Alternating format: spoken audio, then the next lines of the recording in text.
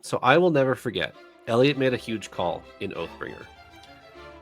At like part 2 of Oathbringer, Eliot was like, "Man, I'm beginning to like Elokar. Before this book, I don't know if I cared that much about Elokar, but he's getting some scenes. I'm beginning to like him, and that makes me really scared," is what Eliot said. And then 40, like, I don't know, it was probably like 15 chapters later, Elokar dies. Spoilers. And I cannot help but wonder if the same thing is happening here.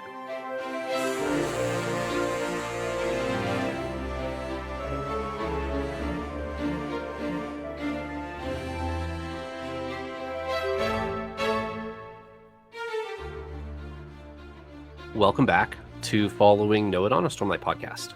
This week is episode 236, and we are in chapters 27 through 30 of Wind and Truth. Paul, how are you? I'm doing fantastic. I thought this was 235. Is this 236 already? It is 236. Okay. Yeah, time flies. Other things going on in I got a new keyboard, so I'm really excited about that. It's a really pretty keyboard. Gotten into a niche hobby of making my own customized mechanical keyboards. If anyone here is in the keyboard hobby, please leave a comment. And can I out you? How much money did you spend on that keyboard? Grand total. I spent, okay. I'm not going to add it up in my head, off the top of my head. I spent $80 on the bare bones keyboard, which is a keyboard frame with nothing in it. Then I spent about $50 on the switches that go in it. And then I actually have not gotten the key caps that go on top. I'm using old ones I have, but I pre-ordered some for $40. So that's what, a total of 170 roughly, Something like which that. is actually gamer nerd.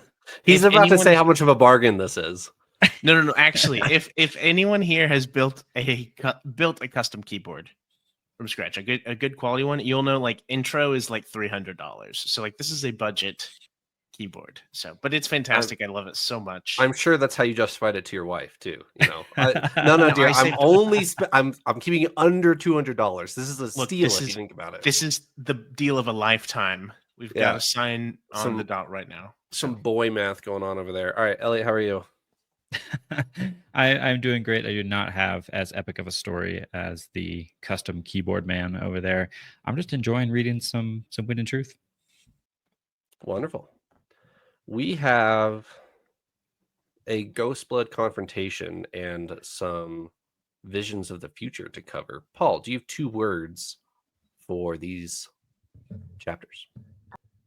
I do have 2 words, and I'm actually pretty proud of them, considering I forgot to bring 2 words to the table. And right before we recorded, Trevor said, "Y'all have your 2 words?" And I said, "Of course I do. What question is that?" So my 2 words are both important on their own, and I think they also go together. And it's influential upbringing. Upbringing, of course. Okay. And upbringing and influential upbringing.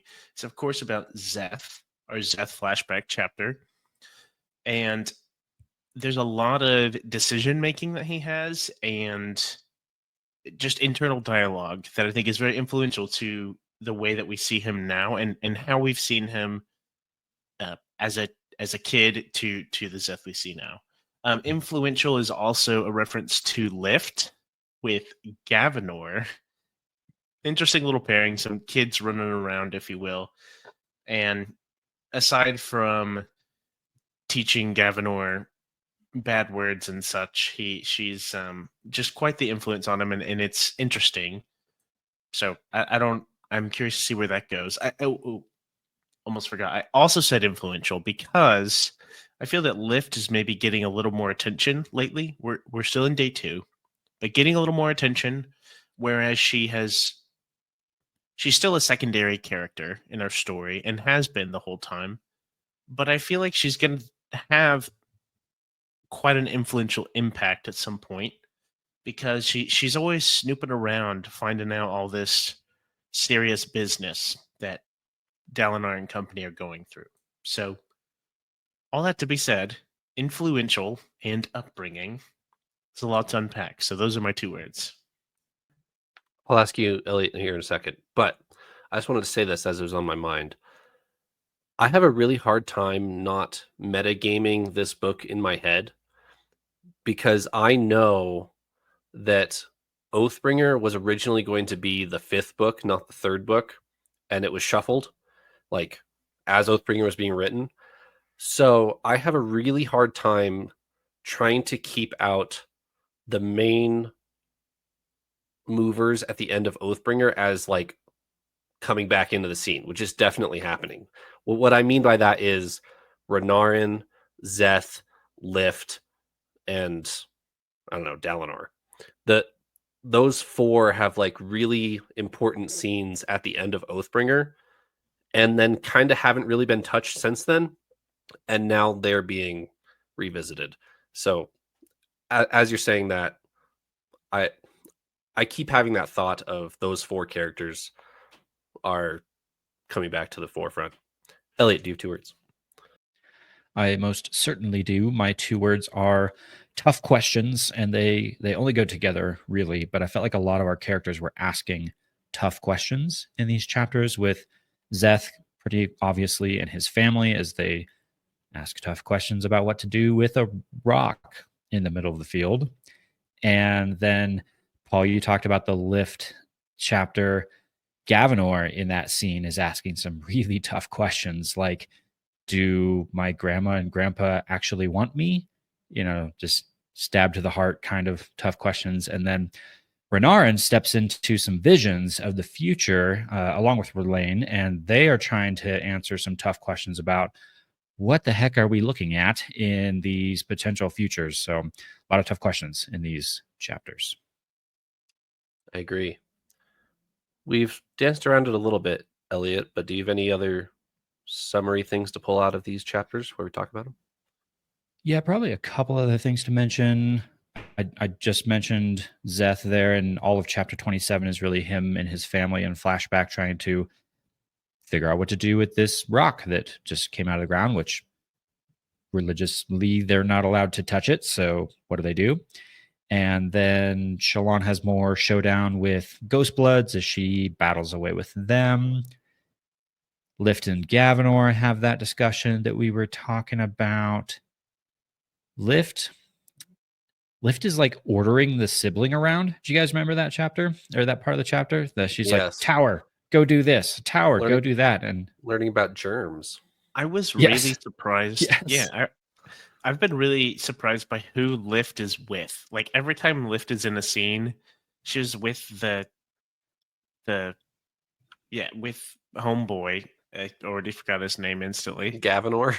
Yes, and yeah, that and The sibling. yes. Mhm. You want But to try also that one before again? before that, the mink. The mink. That's who I was trying to think of. Before that, like she was with the mink, like snooping around, and I'm just like, what? I feel like she's just pulling people out of her hat. Yeah. Trevor, I also wanted to throw something at you before we jump into any of these chapters. You were listing some of the names that you think are going to be major movers and shakers. While I don't necessarily think this character will be, I've been left wondering when she will be or what she will do. Venli is technically book 4's character. Uh-huh. The character that book 4 is dedicated to. And we have not seen anything. There were some maybe small but also like short but big moments with Venli in book 4, but we haven't seen anything come about that yet. We were kind of left a little bit with some suspense there, and I'm curious to see, do you think that she will become a piece of the puzzle here? Like, for the most part, she's been a non-factor, but then there was some pivotal stuff. She has a Spren, is a will shaper. Also, Leshwi is kind of on their side. Lots of interesting things that I feel like have to be addressed within this storyline. So here's my prediction.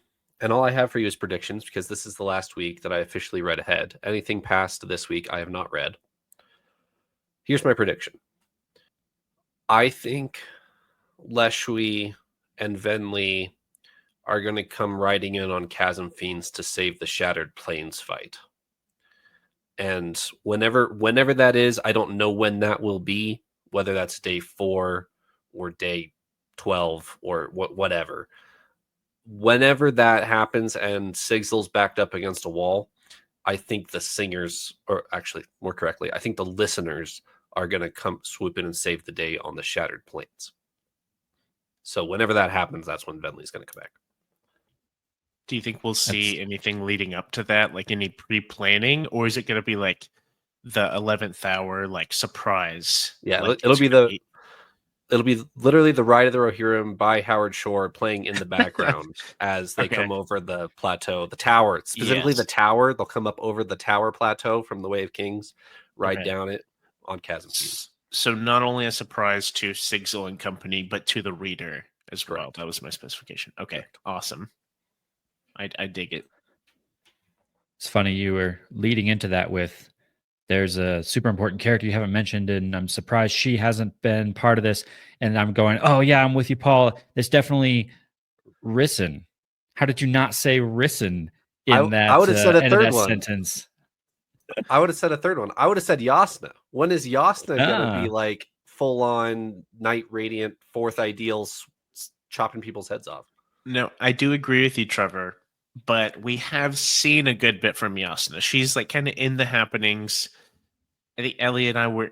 It's hilarious that we all had a different character in mind. Yeah. Also, all had a different female character, like with that distinction, is really fun. But yeah, Eliot, Risen, or neither Risen nor Venli have been like not a peep, not a word, not a mention. Maybe that's a day 3 thing. You know, there's a lot to cover. But yeah, there's got to be some relevance there. Got to be some major things. Venli was my main one because book 4 is technically her book. So I'm like, she's got to be relevant in these 5 books, right? So up there with the likes of Kaladin, Shallan, Dalinar, and Szeth.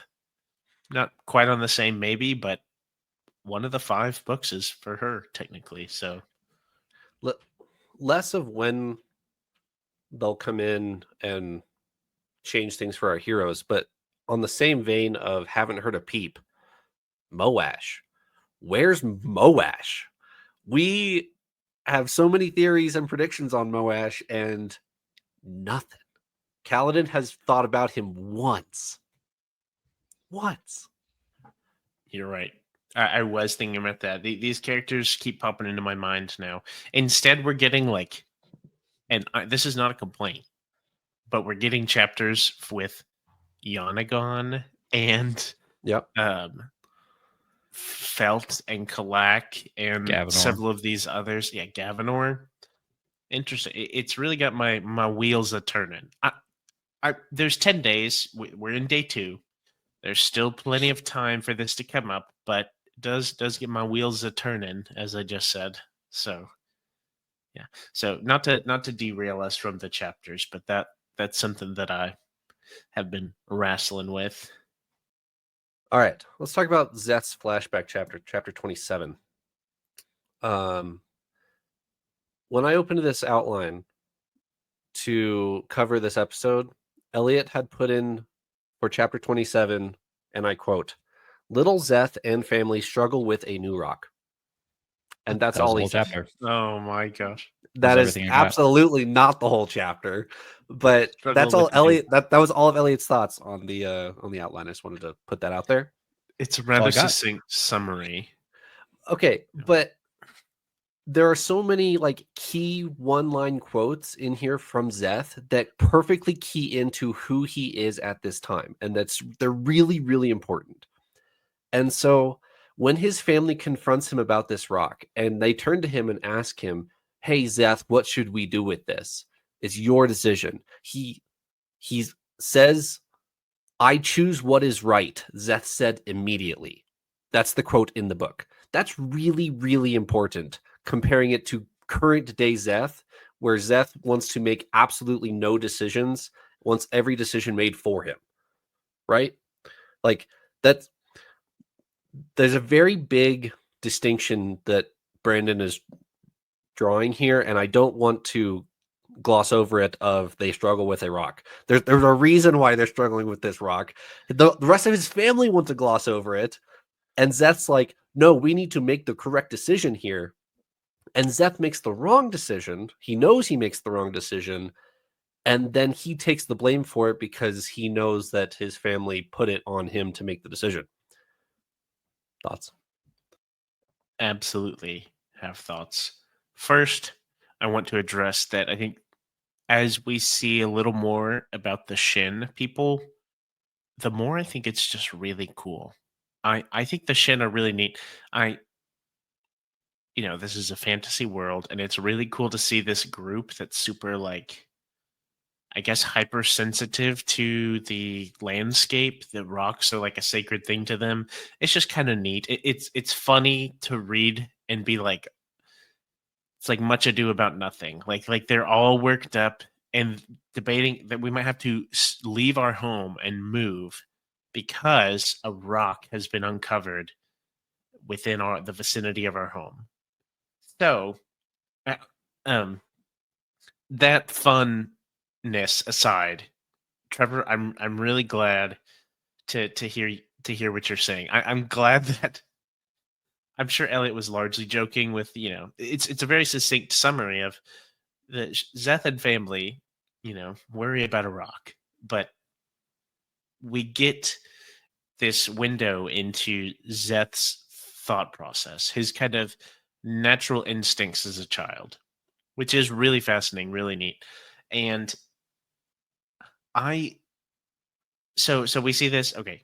He says, I choose what is right immediately, like without a thought. Like you could say he did not think of why this is right or what is right, just which one is right. Even like you were saying his current state now is like to not make decisions.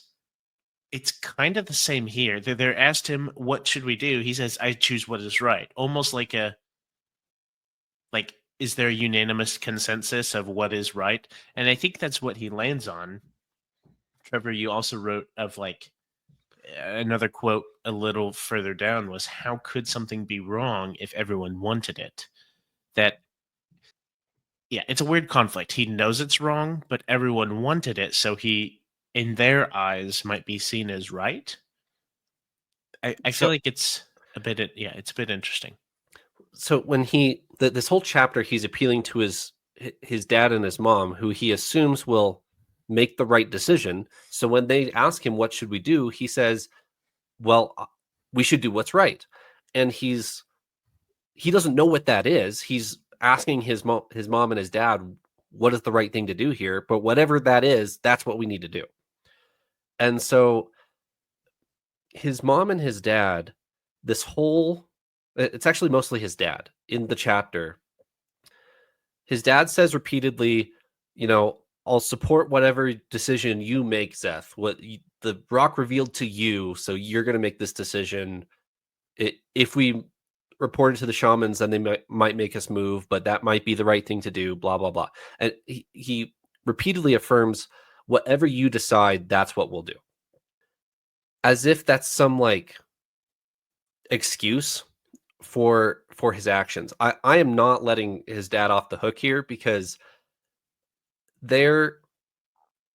his dad justifies it as the Spren revealed the rock to you, so you make the decision.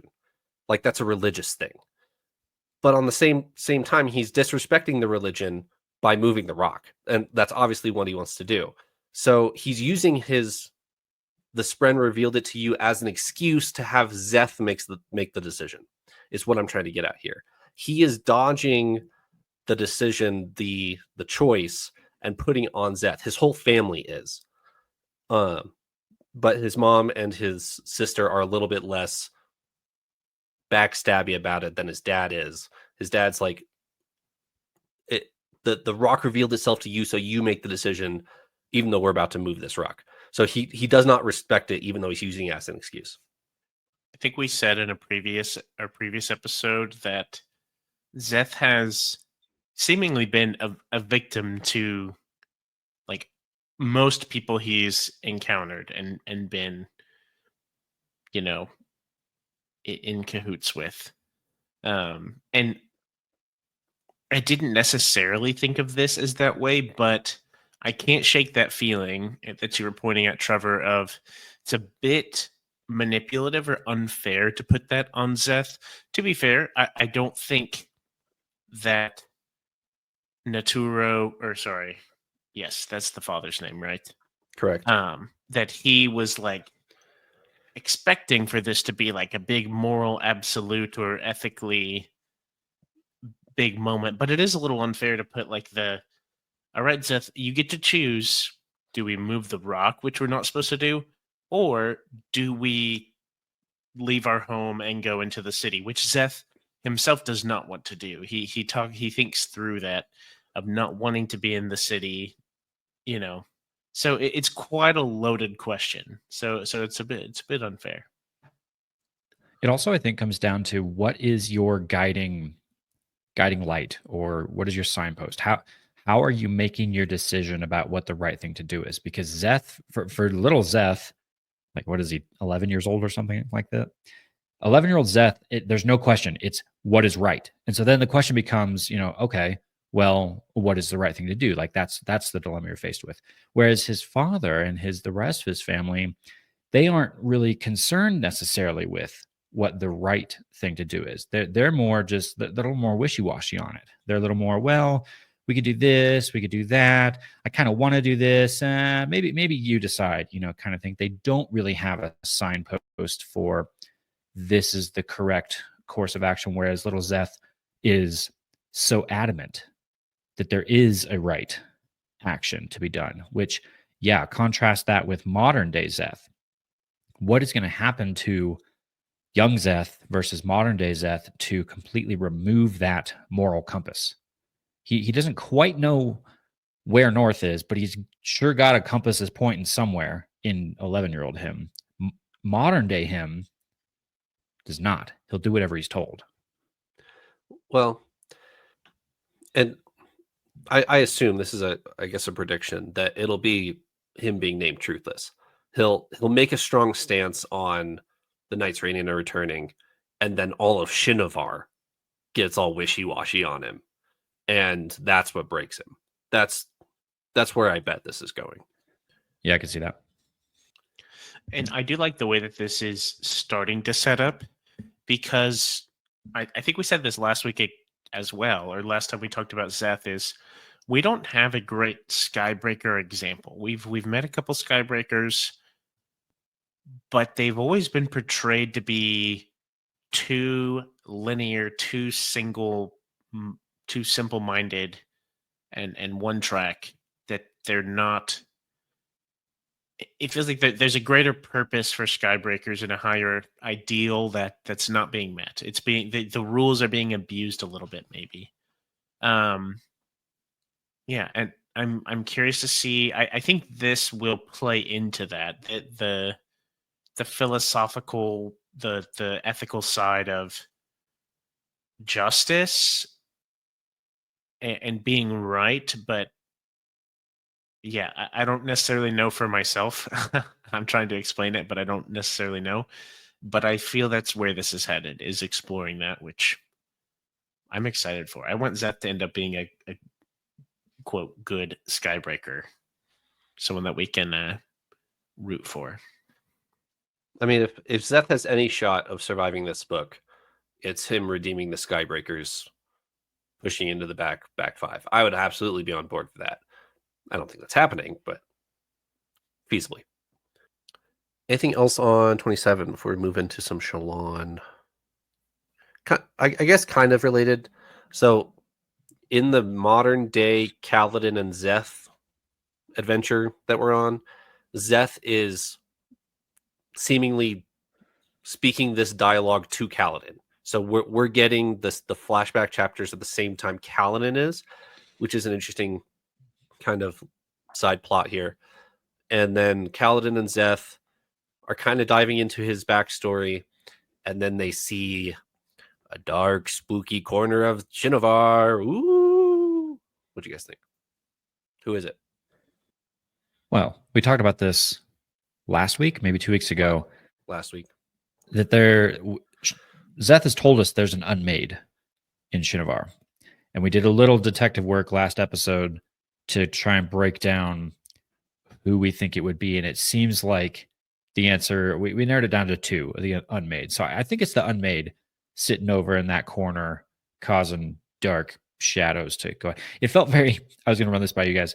It felt like a video game moment where you're like pulled up your map and it's like, oh, well, here's the friendly area. Oh, and here's the area that's definitely too high for your level. It's shaded in like this dark The kind of fog color. of war. And it's like, yeah. oh yeah, it's like, you can't go there. You're not ready yet. That is exactly what vibes I was getting in this. It was the Lion King. It was the Lion King moment. We got That up on too. top of the mountain, and what's that dark place over there?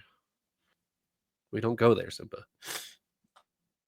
All right, chapter 28. Shallan chases Yatil and Maraise out the back door, and they shoot her with anti-stormlight, which we can talk about, and then they poof away and ride off into the sunset in Shadesmar on their little boat that they had in Shadesmar.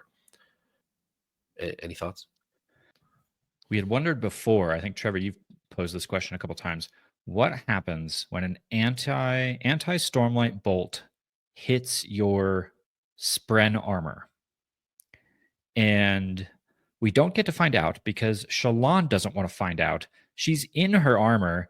Yep. Bolt gets fired and she goes, oh crap, and dismisses her armor so that she doesn't have to find out if all the Spren permanently die when that happens. So she takes the bolt physically herself and can't breathe in Stormlight to heal herself.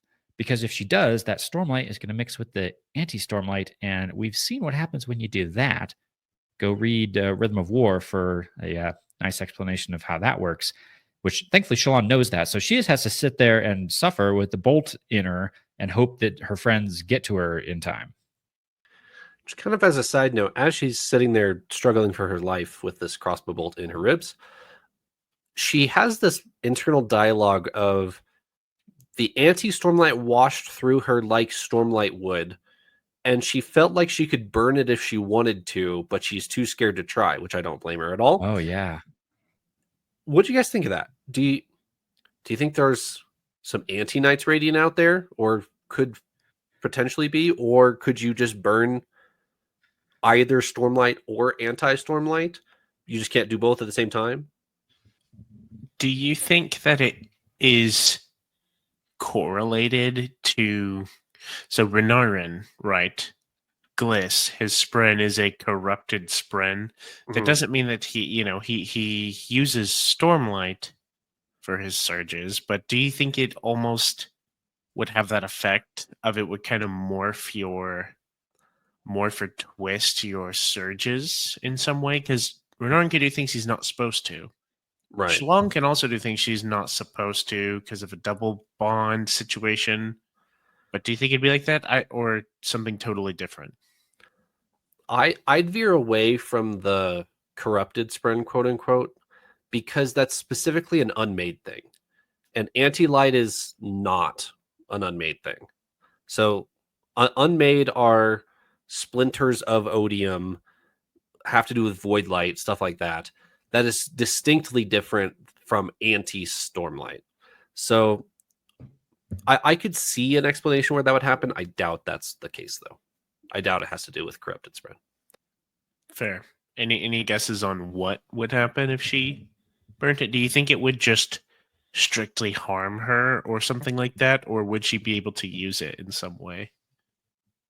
I wonder if intent or identity is going to matter in that scenario. This is back to the question that I'm not sure we fully got answered, even though Navani and Raboniel talked about it quite a bit. Is anti-light anti-investiture, or is it a different kind of investiture? Is it investiture? Like, that's the question.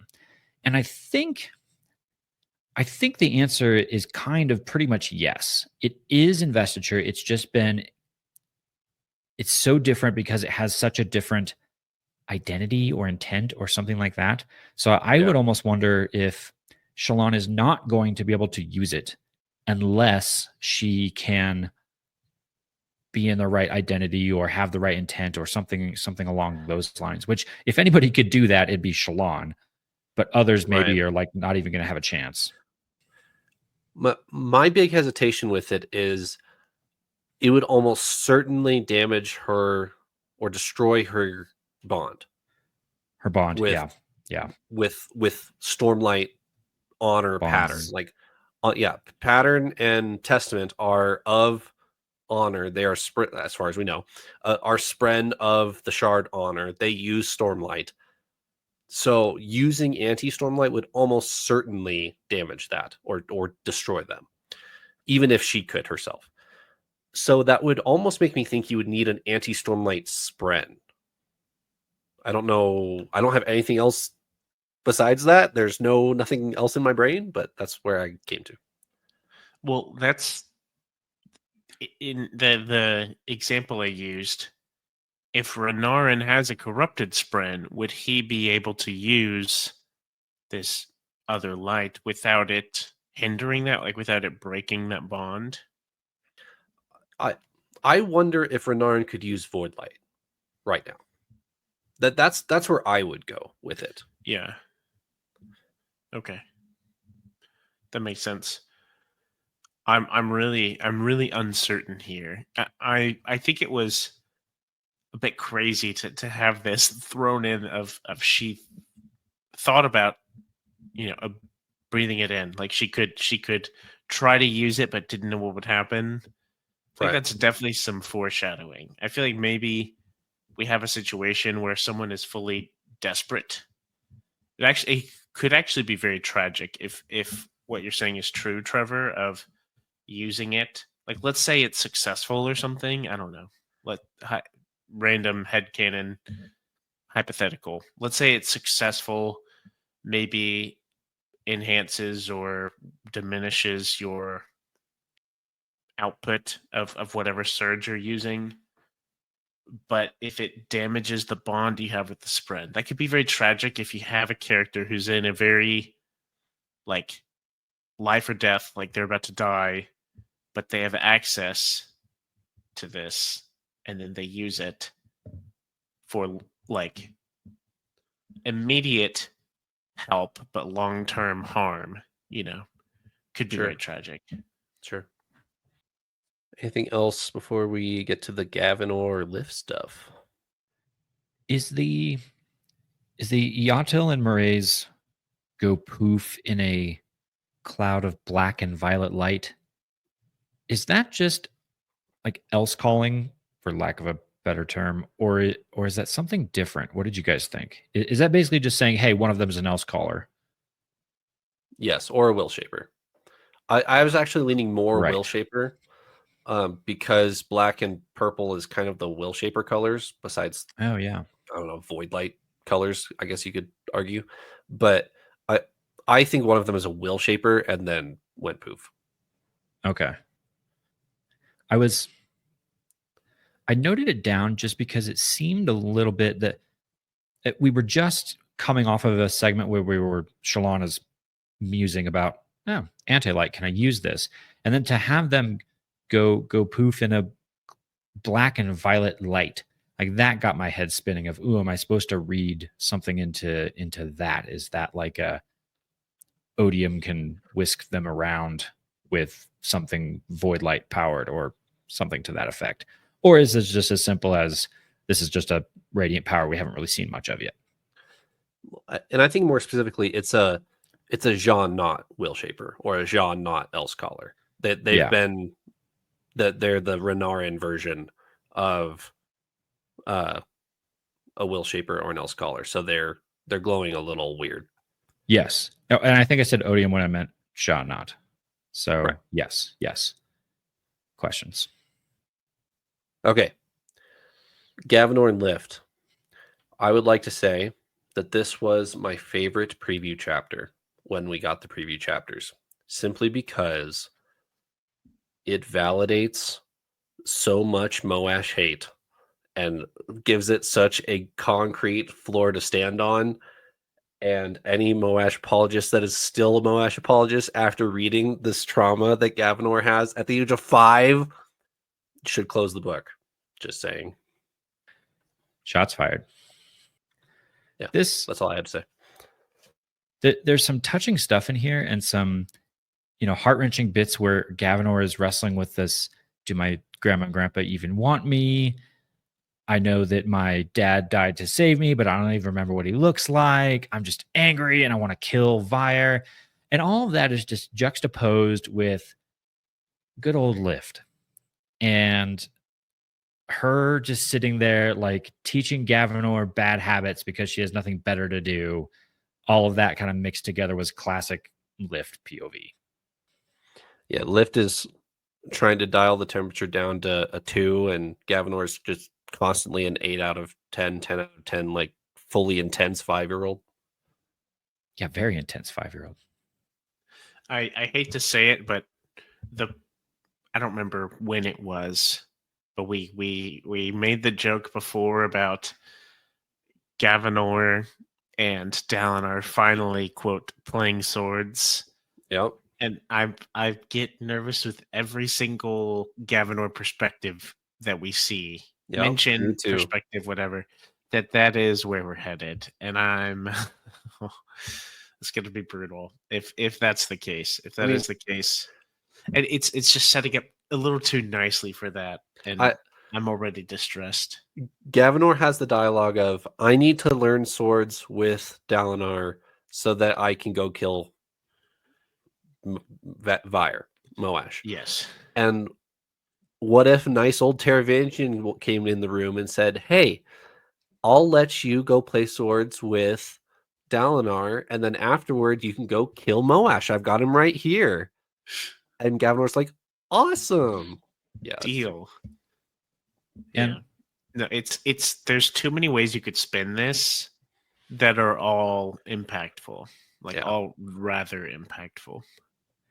There's something I'm specifically on the lookout for too, and it might be kind of in this chapter, which is I think Odium is going to need some kind of connection to Gavinor in order for any of this to happen.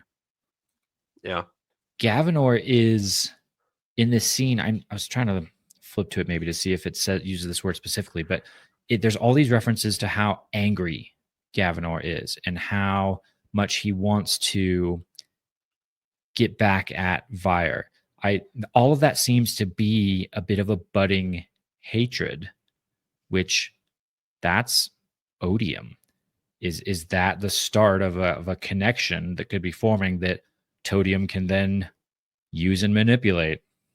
Maybe. Well, and it was what, a couple chapters ago that he was awake from the nightmares, like awake in the middle of the night from having the nightmares, and that was the whole thing with Kaladin last book. Mm-hmm. I didn't think I cared that much about Gavinor before this book. I think I actually care a lot about Gavinor, and I will be very upset if something happens to Gavinor. I feel like by the time this book ends, we need to do a little almost retrospective look at Gavinor, because it's what you said, Trevor. Like, coming into this book, there were all the theories we threw out of what if Gavinor becomes Odium's champion and what that implies and things like that. But it's kind of crazy that that's the situation we were in for a like 4 or 5-year-old child to be such a big piece in this story. But it's only pointed more towards him being a big piece in the story. And I don't know, just retrospectively, like I feel like if I didn't have this podcast and I was just reading straight through, not looking back, not like reviewing, like Gavinor is in Oathbringer. How many times before this book is he mentioned? Like, mentioned, period. Like, I mean, he's got to center a couple chapters in Oathbringer, like you're saying, but in Rhythm of War, maybe 5 mentions, maybe. Yeah. It's not a lot at all. And so, like, the fact we were spinning those and that we're getting perspective chapters from this 5-year-old is quite crazy. And I feel like it's fascinating how we were able to draw that with such few mentions. I guess obviously because we followed Elokar for so long that it kind of hands off the baton almost. So I will never forget. Eliot made a huge call in Oathbringer. like part 2 of Oathbringer, Eliot was like, man, I'm beginning to like Elokar. Before this book, I don't know if I cared that much about Elokar, but he's getting some scenes. I'm beginning to like him, and that makes me really scared, is what Eliot said. And then 40, like, I don't know, it was probably like 15 chapters later, Elokar dies. Spoilers. And I cannot help but wonder if the same thing is happening here. I think you hit the nail on the head, Trevor. He's being built up to be knocked down and be rather devastating to the reader, I think. Well, so here's what I'll say. Because of the death rattle, I do think Gavilar will survive. I hold the knife at the throat of the suckling child, and the whole world wants me to kill the child, but I don't. That's basically, I butchered that, but that's the death rattle. I do think the Gavilar will live. However, I also think that Gavilar will be Odium's champion and Dalinar will lose because Gavilar is the champion. I think that's what's going to happen because we're setting Gavilar up this way, and we're giving Gavilar the page time to justify to the reader Dalinar can't do this. I mean, obviously Dalinar knows that he can't do this, but we need to remember, as a casual reader, we need to remember who Gavilar is, why Dalinar cares about him, blah blah blah. If this is going to spin us down a theory wormhole we probably shouldn't go down, but I'll just say it and then we can move on. Is Dalinar bound by like any oaths to take care of Gavilar? Did he at any point like promise he was going to do that? Yes. Did he? Yes, he did. Elokar went before. Yes, he did. Before he leaves for Kholinar, Elokar entrusts Gavilar. No. Gavilar. No. Gavilar is still in. Because if he did, what if this is the course of events? Everything you say happens, and Dalinar says, "Nope, I'm bound by my honor to not kill this child," and that's like the decision of ultimate magnitude that honor connects with, and that's the moment that allows him to ascend. So he loses the contest, but because of the honorable decision he makes, can ascend to honor because of it. Right. Yeah, I could see that. I could. There's got to be as well. There's got to be another twist though. It's Brandon Sanderson. Sure. There's another twist in there though. I was gonna say, but before we go too far with this, well, maybe not. Maybe I'm totally wrong here. But we have run with this theory for a while. A lot, like sometimes our theories are right or close, but a lot of the times they're not. And I'm wondering if it could be a bit of a red herring of we as the reader are like, oh my gosh, Gavinor's being built up. There's going to be, he's a bit, he's struggling and traumatized and angry, as you know, so he's like a prime victim for Odium. But like Trevor said at the start of this book, we haven't seen Moash, we haven't seen Vyre yet in this book at all. There's still a lot. Odium's a bit complicated right now, Todium, I guess. So there's a lot. So while this is more evidence that points towards Gavilar being involved in the Contest of Champions, especially with that death rattle, I'm now less confident because of that, because I think there's going to be more of a twist, that something that we really did not expect, maybe. So Sure. I have no idea. You think it's too heavy-handed by Mr. Sanderson? I don't think it's too heavy-handed, but I think there are other valid options that we have not seen anything about so far in this book yet. Sure. That could come into play. Anything else before we get to Renarin and Rlain? I don't think so. Alrighty. Chapter 30. We have Renarin talking to Drei about having a crush on Rlain. And then we have some visions between. It's actually Renarin's vision, but Rlain walks into the vision. What do you guys got? So I think, Eliot, you wrote down the visions that they see. They see 5 different scenes, right? Do you want to walk us through the scenes that they see? Yeah, I did. I wrote them down in my notes. Trevor was filling some of those in too. First off, Renarin is really glad that Rlain is there. Like that comes up a bunch of times in this chapter where he's like, finally, I'm not the only one. He's been Yeah. spending a long time with these, right? Because, all the way back to, well, Words of Radiance is where it starts to come up, right?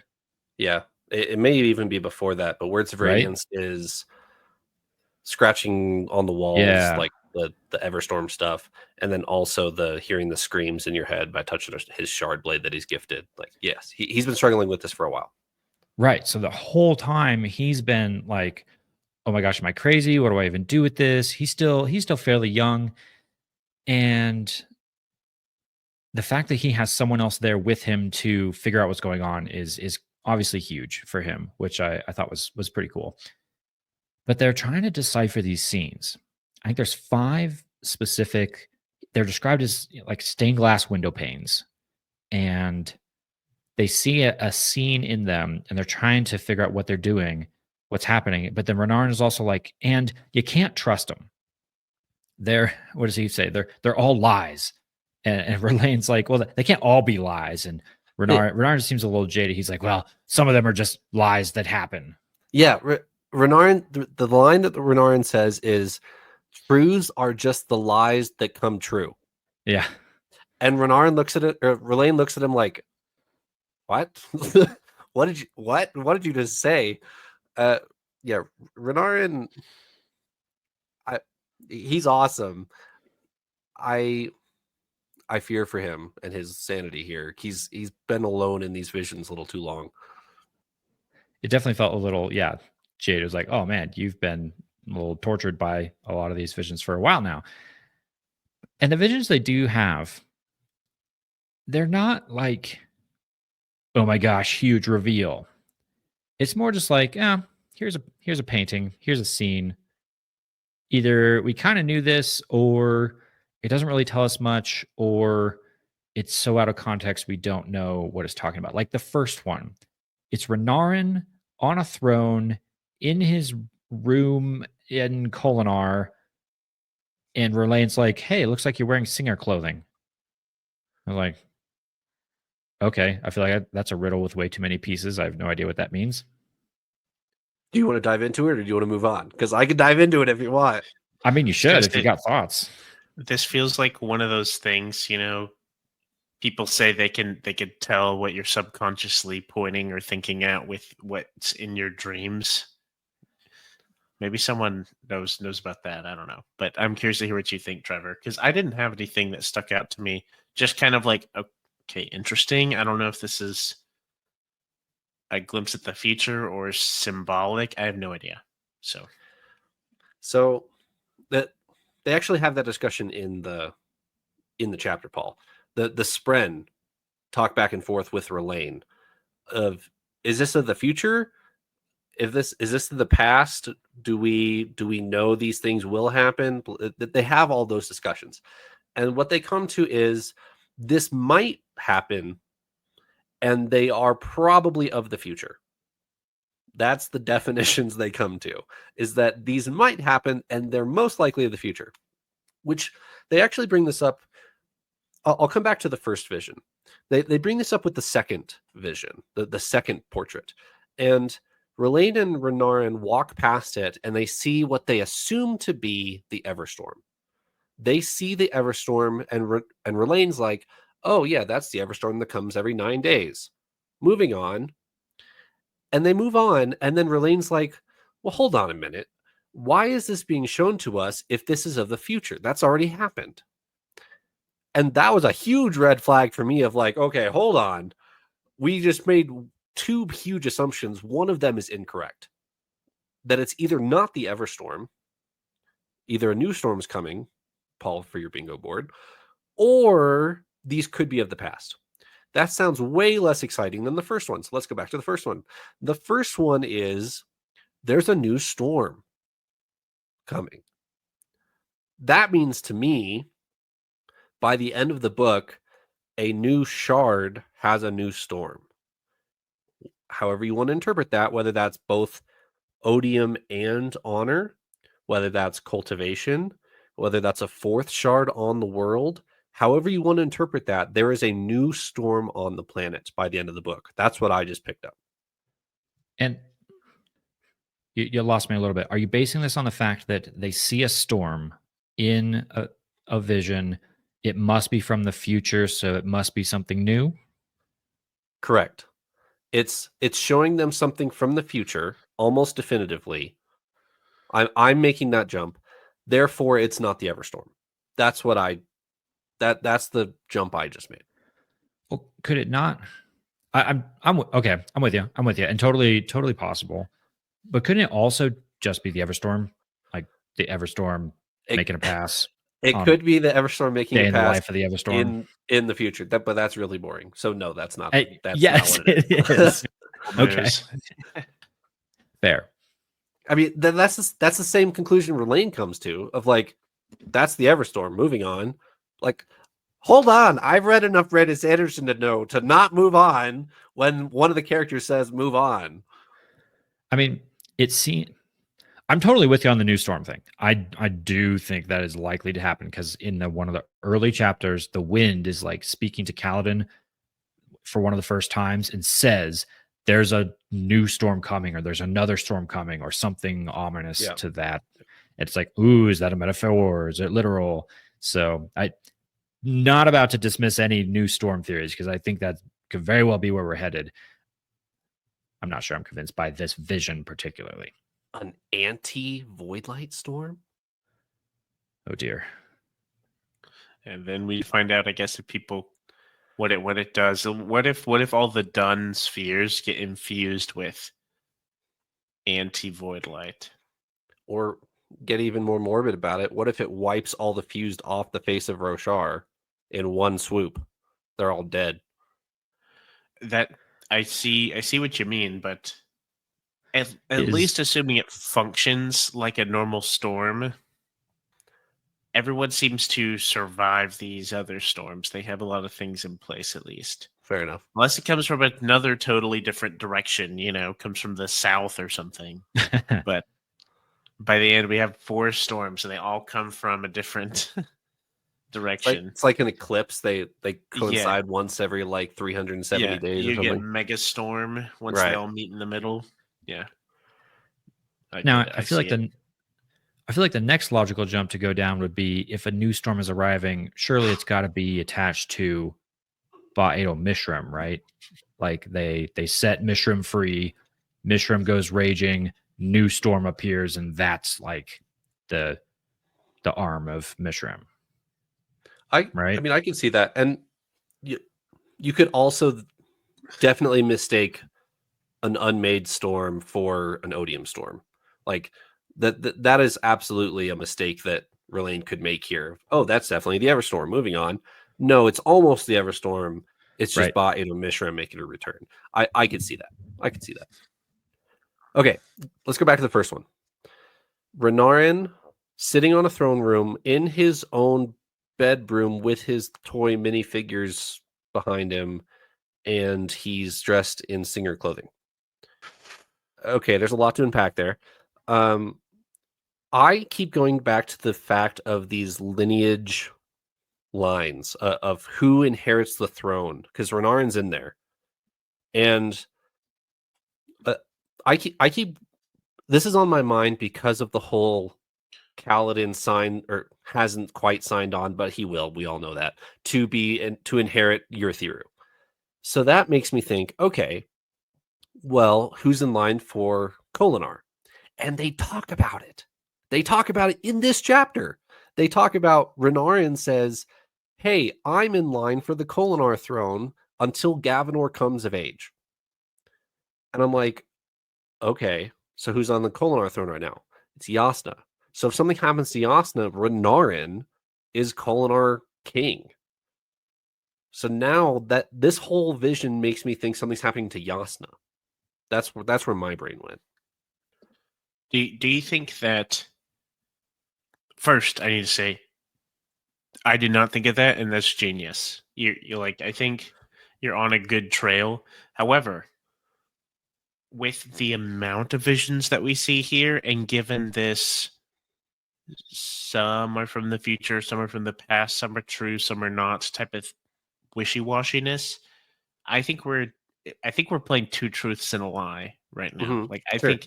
I think some things are going to be legitimate, some things are not. And I think this is a very easy way for Brandon to plant things, set expectations, and have it totally not line up. Yeah. I feel like this, ironically enough, I think Yasna is one of our safest characters. I Mostly agree with because I you. think I agree many with of our you. characters are rather unsafe in this book. I But I completely think agree she with you. is. So that could be a big twist. Is she steps away for whatever reason? She dies in one of our days here. But I kind of think this one is the lie, if we're picking one.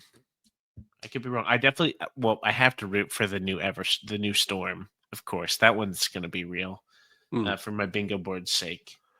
But I feel like this one, if I were to pick one that I think is the lie, it'd be this.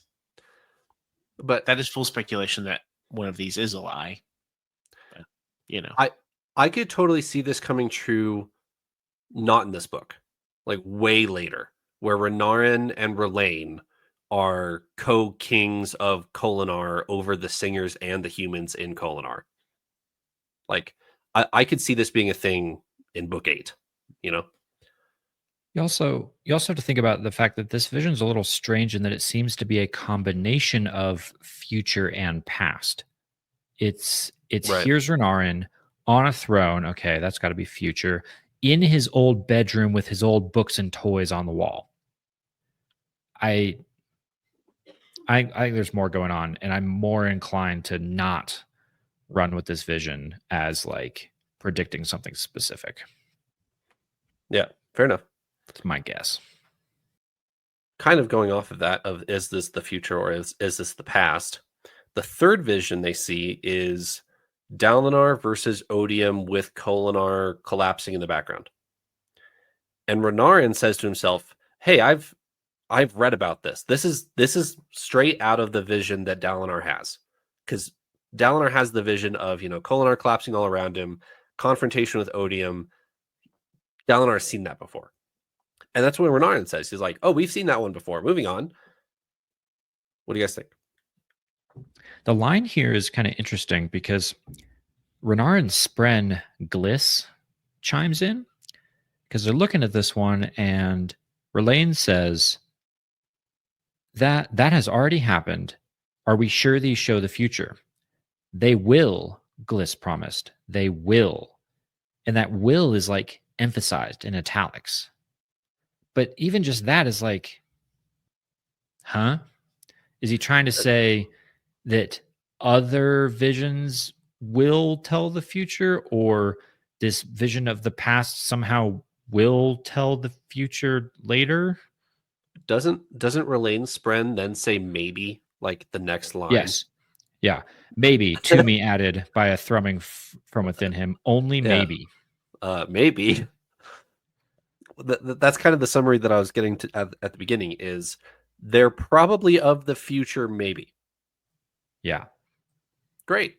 Probably, maybe. And they're very assuring. And some of them tell the truth, probably. Great. But also truths are just lies also. So it depends on who you talk to, yeah. Yeah, so really, really assuring. I think the reason I don't have much on this is because there were so many things you could dive into, but frankly, I'm like, I feel like I've been so lame this book. So many like times we run with a theory and I'm like, no, not gonna happen. No, not gonna happen. You're- Actually, we all know you're skipping chapters to get to the Szeth chapter. Well, you haven't actually read this chapter, and you're just maybe. Yeah, I definitely agree with what you guys said on this one. Sounds great. I totally read it, by the way. No, that's funny, Trevor. But yeah, even though I may reread all the Szeth chapters 10 times before I move on, this is still a good, still a fun chapter. But I think this one had too many like nuggets and offhanded references and too much uncertainty that I just didn't stop to. I feel like we could, if you wanted to sit down and look at all of them and really dive in word for word and try to spin stuff off, I feel like we could almost do a full episode on just that.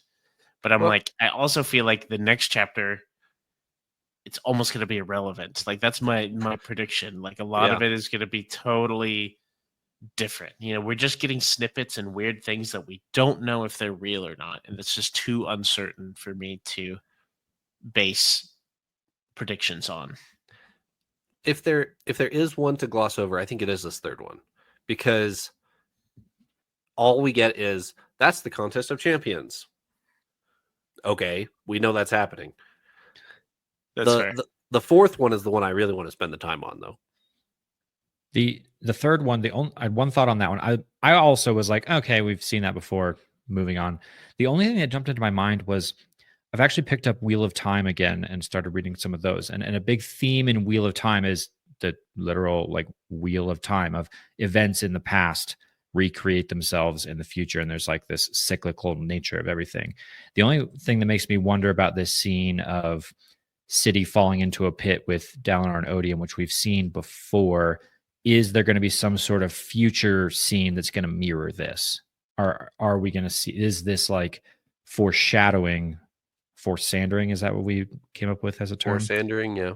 Something coming that's similar. That was my only worry, but that's not enough to really go off of there and spin theories on. So yeah, I also kind of moved on to the next one fairly quickly.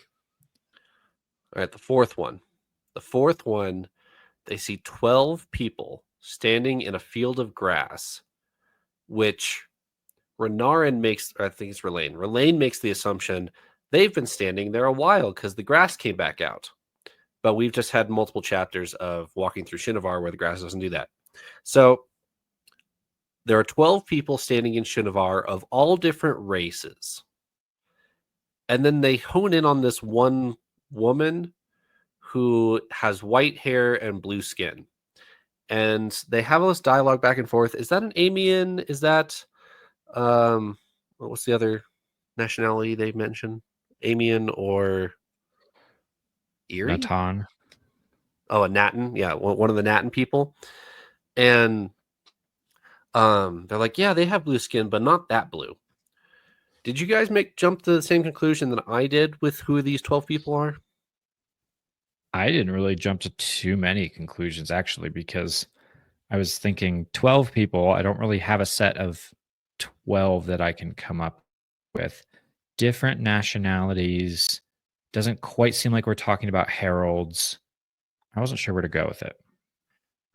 I absolutely went to heralds +3. Where's our +3? Oh, in Shinovar. That's immediately where I went. Our 9 heralds that are still alive, plus Syl, Kaladin, and Szeth. Do you think there's a chance that it's all 10 heralds and Kaladin and Szeth? But then who's the specific blue woman that they're talking about? Oh, I see. But wouldn't they recognize Syl? Have they seen? They've seen Syl, right? She can appear to people, or have they not? I mean, she hasn't really been appearing to people until they left on their Shinovar trip. That's fair. Rock was the one who knew what she looked like, right? And Hoyd and stuff. Okay, yeah, I didn't think about that. I didn't make that connection. So, okay, yeah, I redact that. But what made me key into the heralds +3 is people of all different races, and I'm pretty sure the heralds are like the 10 different nationalities of Roshar. There's one on each, and they vaguely reference where they are on the map on Roshar. So I'm absolutely trying to count looking at my map right now, by the way. I was about to try and make a case against you, but then I read something I think I missed the first time. Because in this section where they're talking about this, it says, Relaine asked the question, hey, that one has blue skin. And Renarin says, those are the Natans you're talking about, unless you're talking about the Aemians who aren't humans. But neither are quite as blue as the woman in this picture. Right. I think I missed that the first time around because I was just thinking, oh, okay, we've got one of every nationality of Roshar. All right, important for something I don't understand. But I think Renarin is saying, no, that person is more blue than that. And That's how I read it. Syl is rather blue. So, okay, I might be on board this ship. And I mean, this is a whole nother rabbit hole, but they specifically say all 12 are human. And if Syl is one of those, I think there's a whole rabbit hole you could go down of somebody definitely defining Syl as human. What? Okay. While you are right in what you just said, seeing as they have not they've not seen an honor sprint before, Sure. right? Especially a life-size honor sprint. And they're put into this and they see 11 people and a blue person. They're gonna be like, yeah, 12 people, I feel like that's fair. Like they would just do that and move on, whether that's correct. So I'm like, well, I don't saying there's 12 humans Sure. and having Syl in that bunch, I think is inflated that. But I will say, if these are the heralds, my wording is a little off. I'm hoping we see this play out because on my bingo board I have we meet all of the living heralds. So if this scene happens on page, then I would check your bingo board. Nice. Because that would even be more than all the living heralds, because it would have to be a retrospective. Because Yezarin is not. He got like in Oathbringer. He did get got. Yes. There's only 8 or so. No, well 9. We're already subtracting Yezarin. There's 9. Yes. Okay. Gotcha. Of course, I was already leaving Talonel out. Whoops. But he's back. He's back. Poor guy. We good. Anyways. And to top it all off, in Knights of Wind and Truth, in our epigraphs from day 1, whoever's writings mentions when all the heralds disappeared, they and then there's something else mentioned about it, but they mentioned all the heralds disappearing off Roshar. So I think this could be the scene right before that, of they all get summoned to one spot and then go right off into the sunset or whatever they're about to do. I don't know if this supports that theory or not, but the only other nugget I'm seeing out of this assessment that Renarin and Relaine are doing with this picture is, and this is one of the first things he says actually, peace.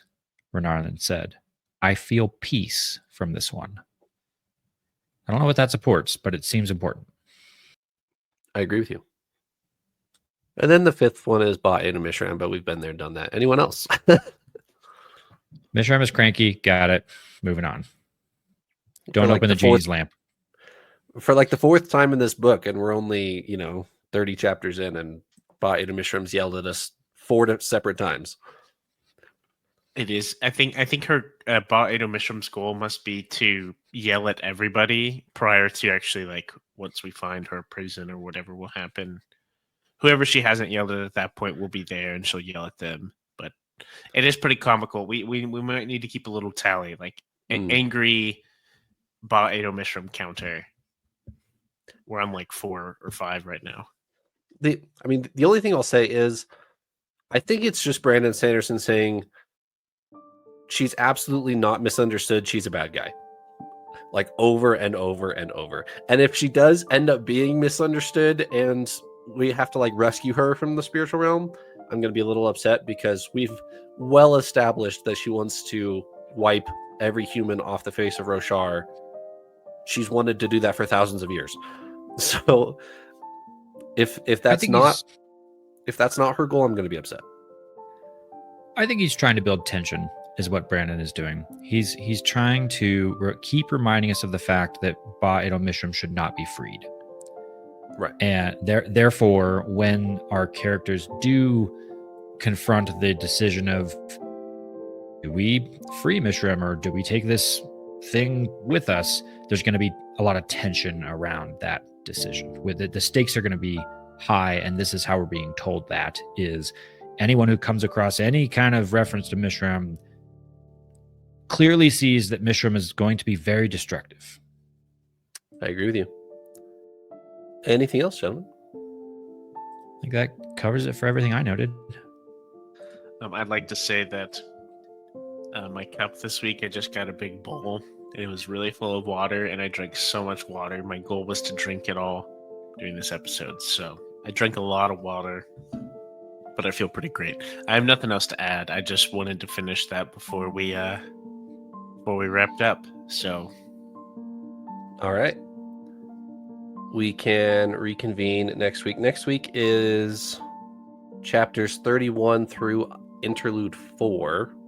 Spoilers, we're ending day 2 next week. And I'm officially blind after this week. I am reading blind. Tim has given us our assignment as of next week. So if we are on big cliffhangers, it is no longer my fault. After almost 5 years of the podcast, it will no longer be on me. So thanks for joining us, Paul and Eliot. See you next week. Let's go. see ya.